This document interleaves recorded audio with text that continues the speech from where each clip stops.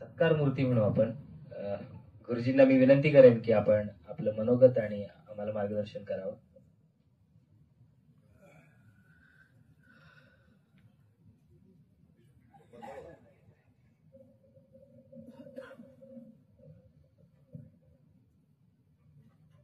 नमस्कार.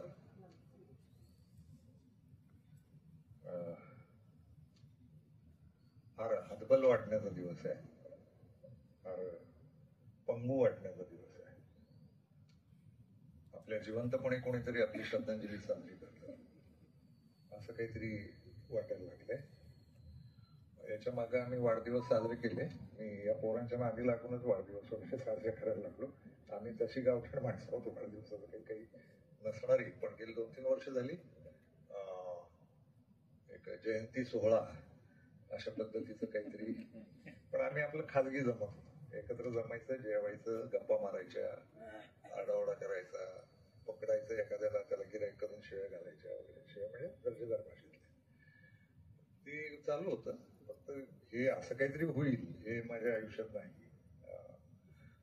मला स्वतःला आपण मी गेल्यानंतर तुम्ही सगळं असं कराल का नाही याची शाश्वती नाही. म्हणजे उलट गेलं तर बरंच असं समजून तुम्ही सोडून द्याल. पण जाणवतंय मला की काय काय घडू शकतं पुढं. ते असले फोटो बिटो कुठनं तरी शोधायचे, ते योगायोग जुळून आणायचे. ते 19 तारखेचा वाढदिवस 23ला करायचा. मला ते आंबेडकर असल्यासारखंच वाटतं. 15-15 दिवस जयंती खेचत राहतात. आणि मग ते वाढदिवस जगाशी तडजोड करून ऍडजस्ट करून करायचा. आज ते निवडणुकीचा निकाल आहे म्हणून लोक खुर्च्या रिकाम्या आहेत, हे काही कारण नाहीये. उगी आपलं एकमेकांना गाठवायचं. ते साहित्य परिषद नावाचं पुण्यात एक संस्था आहे, आता बरी आहे थोडी, पण पूर्वी ते लाकडी खुर्च्या असायच्या. आणि पुण्यातले संध्याकाळी तिथं कार्यक्रम असतात नेहमी. आणि पुण्यात ज्यांना काही कामं नाही ते 4-5 म्हातारे आपले 6 ते 7 त्यांनी स्वतःनी सांगितलेलं असायचं, त्याला थांबू नका. 6 ते 8 काय करायचं, ते 4-5 म्हातारे तिथं बसलेले असायचे. आणि मग एक वक्ते, महाराष्ट्रातले मोठमोठे, आणि मग त्यांनी सांगायचं ही इथं गर्दी नसली तरी गर्दी आहे. ते तसलं मला आता किती आठवते, हे गर्दी आहे तू सगळं माहित नाही मला वाढदिवस करावं की नाही. उलट गेली 4-5 वर्ष एका असं आंतरिक पातळीवर वाटत राहील की आपण सार्वजनिक आयुष्यात बाजूला व्हावं. आणि केलं पण थोडं थोडं. म्हणजे भाषणं कमी केली, हळूहळू बंदच केली. कोरोना आला, मग कोरोनामध्ये मला पत्रकार म्हणून बऱ्याच गोष्टी माहिती होत्या. कोरोना कशा पद्धतीनं जगभर पसरवलं जातोय वगैरे. त्यांना एक उद्वेग आला आणि पुन्हा थांबायची इच्छा झाली. मग लिहिण्याबद्दलही एक अनासक्ती अशी वाटत राहिली की काय तसा उपयोग काय. म्हणजे काही मराठीतले खूप मोठे लेखक आहेत किंवा समीक्षक आहेत, ते दावा करतात मराठी साहित्य त्यांना कळलंय म्हणून, आणि त्यांच्या व्याख्या आहेत. आणि माझी व्याख्या अशी की समकालीन हयातीतल्या लोकांनी लिखाणाच्या कोणाची व्याख्या करत बसू नये. चांगलं साहित्य, वाईट साहित्य हे साधारण 200-300-400 वर्षांनी कळतं जगाला, आणि ते जग टिकून धरतं, त्याला कोणी लागत नाही. आम्ही आता जिवंत आहोत ना, तर आम्ही आमचे चमचे उभे करणार, आम्ही गट उभे करणार, आम्ही आमची राजकारण खेळणार, आणि मग एकमेकांना तो टोळ्या करणार, आणि हा छोटा तो मोठा असं करत बसणार. तर माझ्या लक्षात आलं समकालीन कधीही व्याख्या करू शकत नाहीत समकालीन साहित्याची. त्या नादालाही लागलं नाही. आणि हळूहळू तर लिखाणाबद्दलही एक अनास्था सुरू झाली. 12 नंतरच साधारणपणे मला लिहिण्यातनं मन उठल्यासारखं झालं. त्याची अनेक कारण आहेत. एकतर लिहिणं हा फार दमवणारा खेळ आहे, डोकं चक्रावणारा खेळ आहे. स्वतःच डोकं चक्रत राहतं. 30-30 वर्ष, 40-40 वर्ष तुमच्या डोक्यात एखादी कल्पना पडून असते आणि खेळत असते ती. आणि मग आपण लिहिल्यानंतर मग ते त्याची काही श्रेयबीय नको असतात. पण मागच्या काळात मी संपादक राहिलो, पत्रकार राहिलो, साध्या पगाराच्या नोकऱ्या केल्या, ते लिहिता यावं म्हणून. मग संघटन चालवलं, पण ही सगळी व्यवधानं सांभाळत लिहिलं. पण फक्त एक झालं की लिहिण्याचे पैसे कधी मिळाले. त्याची परिणती अशी झाली की माझं पोरग एक गेल्या वर्षी त्यानं पैसे नाहीत म्हणून आत्महत्या केली. तर हे लेखकाचं आयुष्य आहे, मराठी लेखकाचं. आणि याचा दोष मला समाजाला नाही द्यायचा. यातले व्यवहार फार वाईट आहेत या प्रकाशन व्यवसायातले. चित्रपट सृष्टीतल्या पण लेखक नावाच्या गोष्टीला भारतात शून्य किंमत आहे. लेखक ही वापरण्याची वस्तू आहे. तुम्हाला आवडलं तर तुम्ही आपली कौतुक करत राहणार आणि प्रकाशकही रद्दी छापल्यासारखे लेखन छापतात. मराठीचा माझा अनुभव वाईट आहे. मला नीट वागवलं नाही कुठल्याच प्रकाशकानं आर्थिकदृष्ट्या. म्हणजे माझ्या कष्टाचे पैसे नाही दिले आणि मी पोरं तरी जगवली आणि तरी एका पोरानं शेवटी पैसा हेच मुख्य कारण होतं की त्यानं आत्महत्या केली. आणि पैसे नव्हते म्हणून नाही केली. त्याची कारण आणखी वेगळी आहेत तांत्रिक. पण मग मग मग मनच उजाड झालं. गेली 4-5 वर्ष मी प्रयत्नात आहे. हा माझा बाप आहे. माझी पोरं याला आजोबा म्हणायची. रंगनाथ पठारे आणि सुमती लांडे ही माझ्या घरी येणारी आपुलकीनं. मला वाटतं 74-75 साली लिहायला लागलो.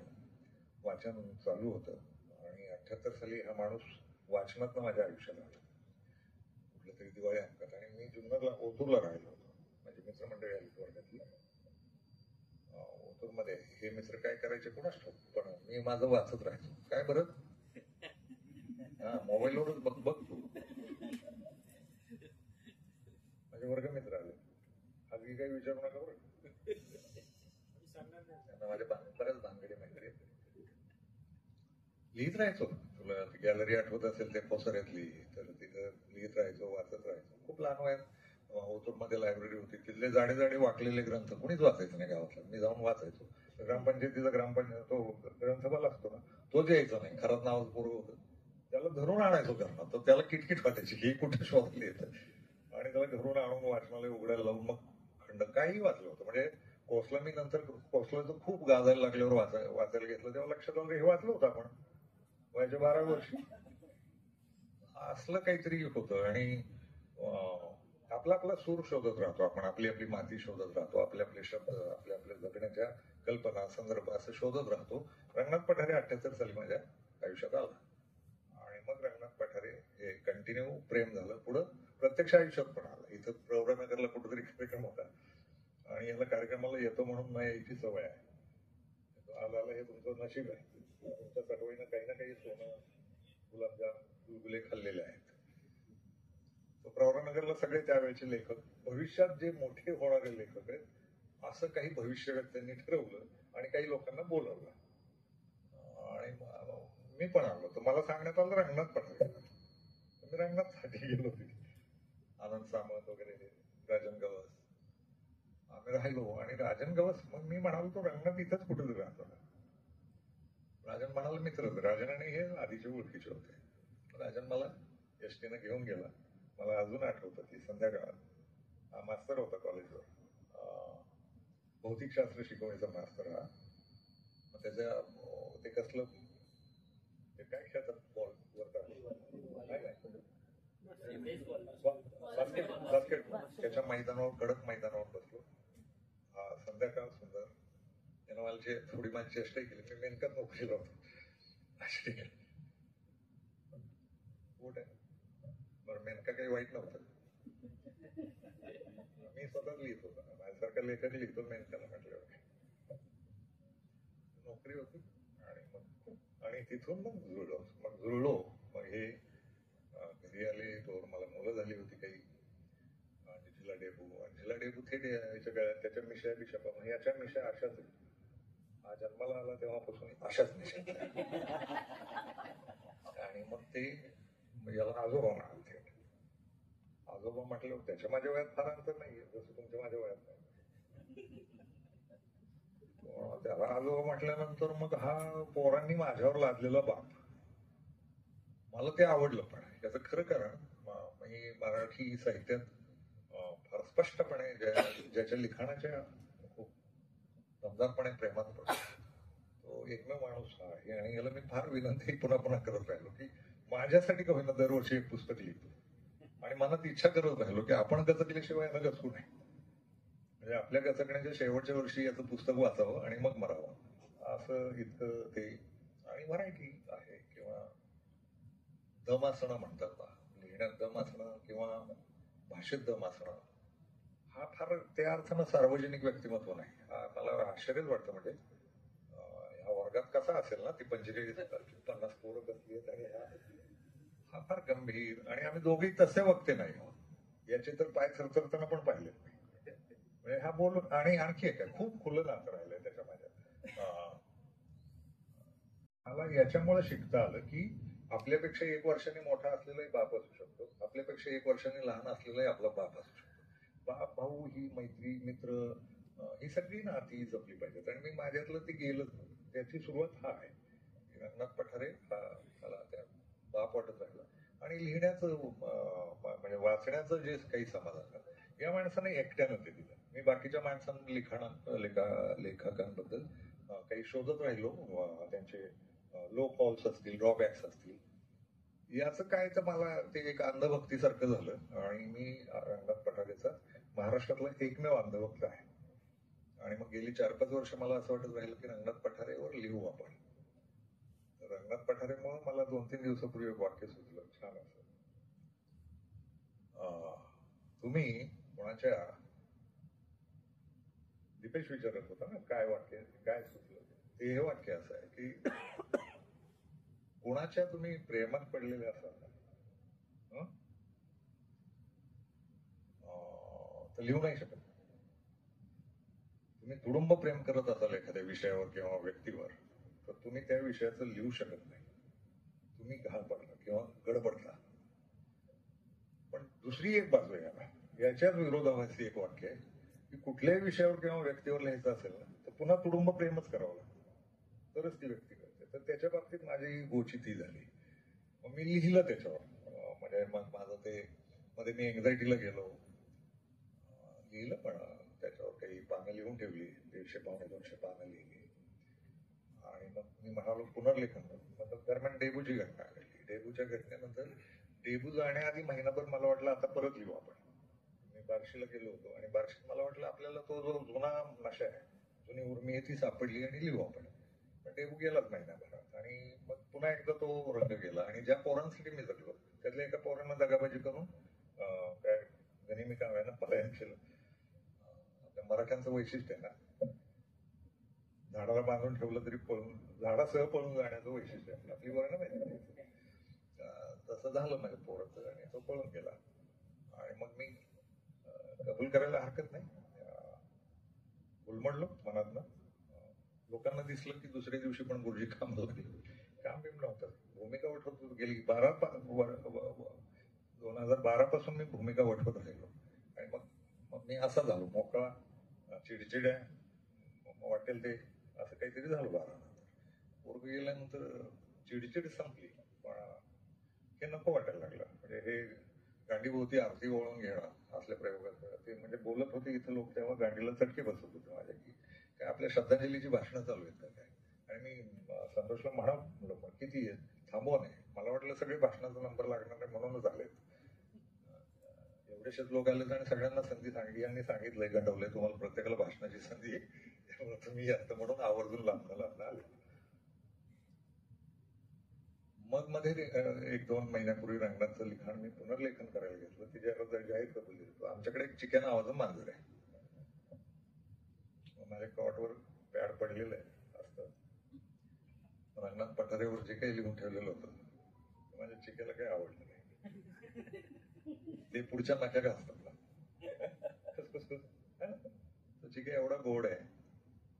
तो गेला आणि त्या पॅडवरचे जे 100-200 कागद होते किरकिर मी गेलो तेव्हा खोलीत अशी मस्त त्या कॉटवर म्हटले. त्यात माझी एक कादंबरीची काही पानं पण होती. आणि मग म्हटलं हे पुन्हा रंगनाथला मी म्हणालो होतो पुनर्लेखन करेन आणि गडबडलो होतो. म्हणजे मला लक्षात आलं, मला वाटलं आपल्याला नाही लिहिता आलेलं हे रंगनाथ. एक गोष्ट सांगतो मी, बोललं चालेल ना थोडं. मला वाटलं रंगनाथ कळालंय आपल्याला, फारच सोपं आहे.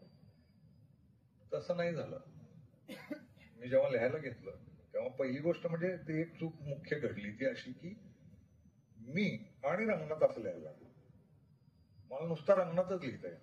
माझ्या आयुष्यावरचे परिणाम रंगनाथचे अशी काहीतरी सूर सापडला आणि तसंच लिहिता आलो. आणि ते स्वतःलाच खटकायला लागलं.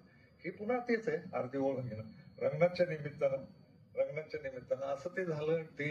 आणि मला लक्षात आलं नाही सापडत आहे. म्हणजे दिसायला कसाही सहज असला, बापूचे डोळे माझ्यासमोर भरून आलेले मला आठवतं. नंतर तशी खाजगी नाती आहेत, खूप ओळखतो आपण असं वाटलं आणि पकडीत येत नाही असं लक्षात आलं. आणि मी कधी शब्दप्रभू वगैरे काही नव्हतो. म्हणजे मी आपला साधा माणूस होतो, जे सापडतील ते शब्दप्रभू आहेत वगैरे ही व्याख्या आपल्यासाठी नाही. ओघ लागला की ओघ लागला, ते ओघात लिहिलं पण ते काही की मला स्वतःला पटलं नाही ते. आणि मला वाटलं की हा माणूस तसा व्यक्त नाही करत. मग ते आणि मग चिकन उत्तरच केले पुनर्लेखनाचे की तू लिहित आणि जे तू परत लिही, उगीच काही पुस्तकं काढण्याचं नाव लिही करू नको. ते तुका मी अनेक वेळा केलं आयुष्यात. खूप तुकार पुस्तकं लिहिली, तुकार पुस्तकं छापली पण खूप सारी, आणि लोकांनी तुकार वाचलं पण.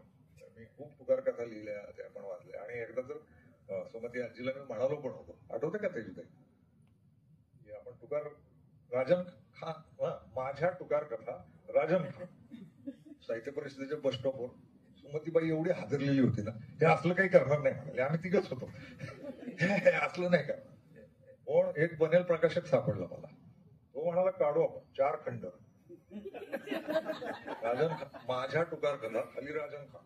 आणि त्याला कळलं बरं का, हे दोघं आहेत ना, तो दर्जा, प्रतिष्ठा, त्यातलं गांभीर्य, त्याला फार जपणारे लोक आहेत. काय असावं, शब्द न शब्द, शब्द न शब्द. तो एक प्रकाशक मात्र सापडला, त्याला कळलं या टायटलचं पुस्तक जगात नाही आणि तुडुंब जाता.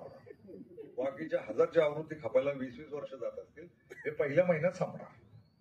तो तयार झाला, त्यानं जाहिराती पण केल्या. मनोविकास इत्यादी नावाचं काहीतरी मासिक आहे, ते टायटलच्या जाहिराती पण आल्या.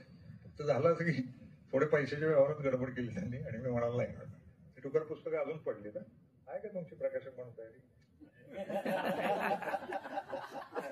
मला ना घाणेरड्या कथा, घाणेरड्या म्हणजे कथा म्हणून चांगल्या आहेत, फक्त एक आहे की ते मला स्वतःलाच आवडल्या नसलेल्या कथा आहेत त्या, आणि त्याला मी माझ्या तुकार कथा असं नाव दिलं. आपण करू ते. मीरा प्रकाशन हे काही वेगळं नाही. अक्षर मानव आणि मीरा प्रकाशन कोलॅबरेशन आहे, ते व्यवहार ठरलेला आहे. आणि त्यांनी सगळी पुस्तकं काढायचं कबूल केलं. केलंय का?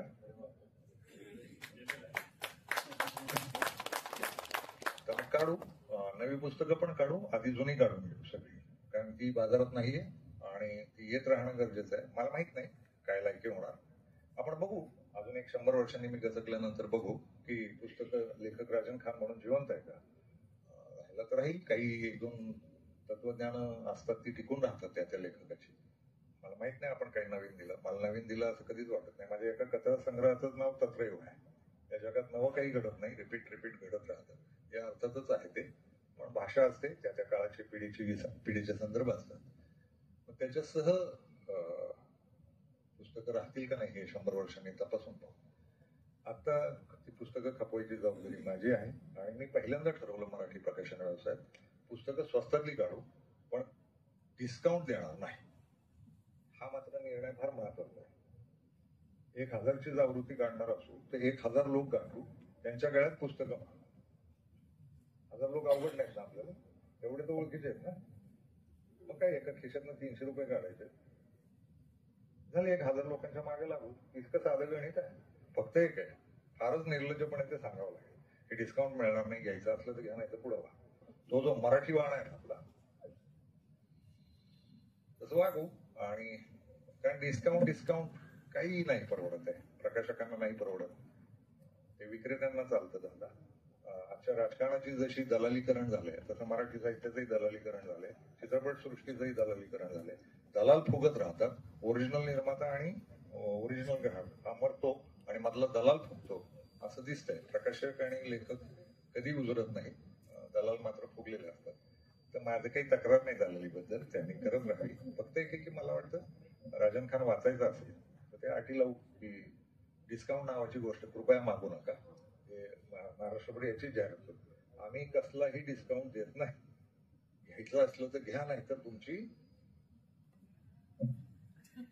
असं वागू. मला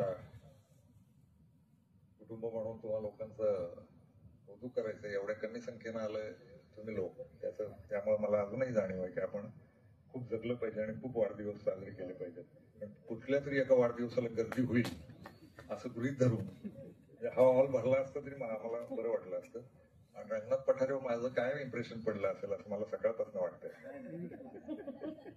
म्हणजे तुम्ही एवढा मोठा पाहुणा बोलवायचा महाराष्ट्रातला आणि त्याच्यासमोर काय चाललंय तर तुमच्या गर्दी जिथे जमवता येत नसेल त्यांनी कार्यक्रम करू नयेत, है ना? नाही तर मग आपलं अक्षर मानवीच्या स्वरूपाचं करावं.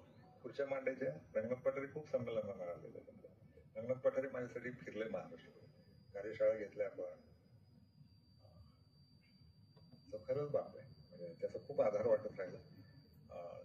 कोणीतरी मध्ये नाव घेतलं, कोण परमेश्वर म्हणाला ना, ते होतं एकेकाळी की उत्तर महाराष्ट्रात रंगनाथ पठारे, मध्य महाराष्ट्रात राजन खान आणि दक्षिण महाराष्ट्रात राजन गवास असं कब्जाच घेऊन बसलो होतं, नाही का रे?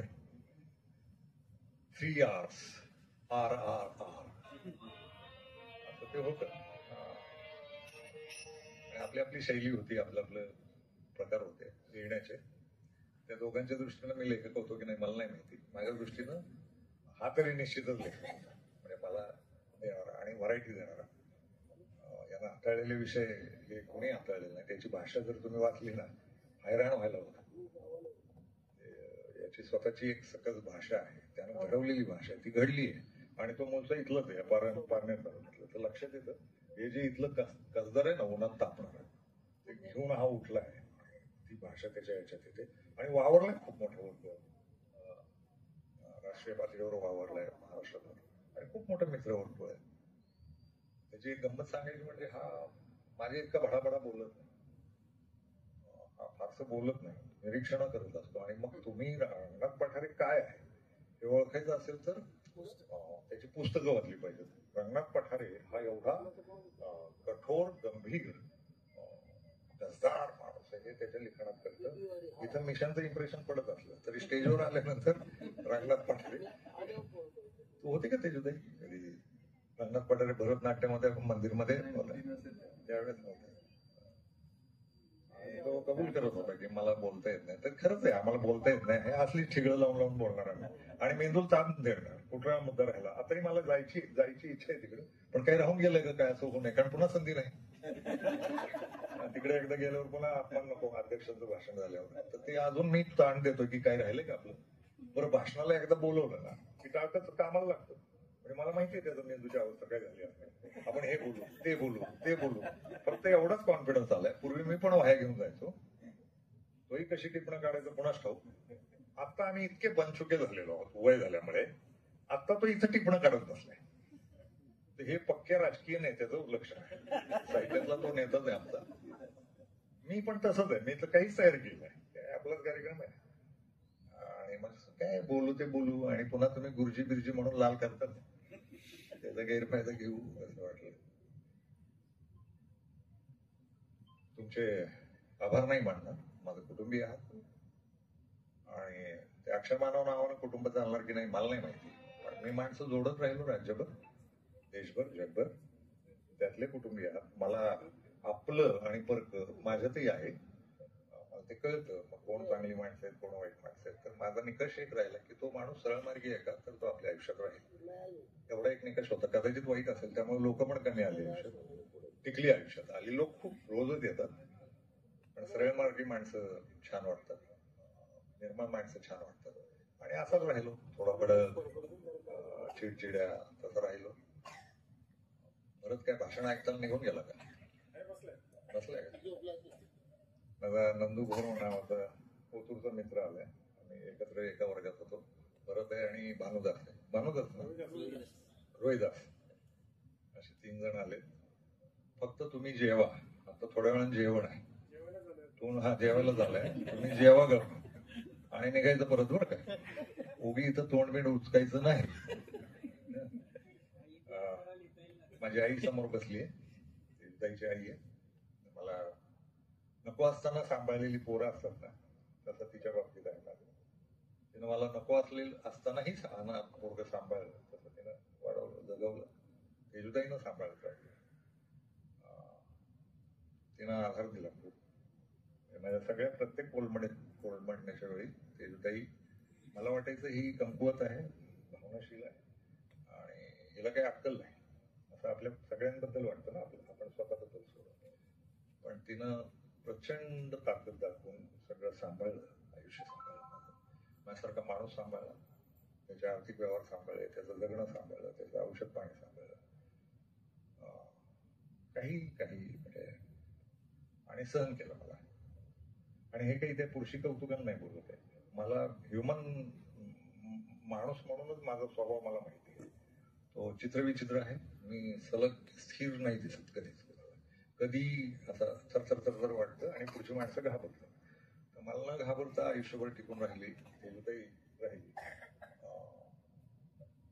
जिलाडेबूही मला न घाबरता राहिले आणि घरातल्या घरात का होईना माझा कचरा करत राहिले. त्यामुळे मला नेहमीच आपण साधी माणसं आहोत असं जे म्हणतो, त्याची साधी माणसं आहोत त्याची जाणीव देणारी माणसं म्हणजे माई, तेजूताई, तेजूताईची आई, जिलाडेबू यांनी मला इतकं साधं ठेवलं की मला सेलिब्रिटी नावाचं जे असतं ना ते कधी फिलिंगच झालं नाही. मग म्हणून मी समाजातही असाच राहिलो. घरात असं असेल खरं तर साहेब लोकांना घरच्यांनी साहेब म्हणायला पाहिजे ना, त्यामुळे त्याला साहेबपणाचं जरा येतं. आमच्या घरात तसं झालं नाही. म्हणजे तोंडावर मला पोरं पण म्हणाली आणि माझी बायको पण म्हणाली किंवा दोन्ही बायका म्हणाले की तुम्हाला काही कळत नाही का. तर ते फार छान आहे. श्रद्धांजलीपर बोलायचं तर तुमच्या सगळ्यांचे उपकार आहेत, कुटुंबीय म्हणून तुम्हा सगळ्यांचे उपकार आहेत. श्रीकांत पोरगा आहे माझा, ते राष्ट्रीय राज्य अध्यक्ष आहेत. यांचे निकष असे आहेत की हे फार सज्जन लोक आहेत म्हणून, आणि कोण म्हणाल त्यांची जरा भीती वाटते वगैरे, पाप करणाऱ्यांना भीती वाटते. काही एक चूक झाली ना की ती लोक घाबरतात आणि मला ते आवडतं आणि ती गेली तरी चालतात. 850 कोटी लोक आहेत, पुन्हा 850 येणार, पुन्हा 850 कोटी येणार. कुठे जपत बसा पापी लोक आणि घ्या जुळवून वगैरे वगैरे. सरकार बदललं ना, तेच आहे. नव्या सरकारला मी तुमच्या निमित्तानं माझ्या वाढदिवशी शुभेच्छा देतो.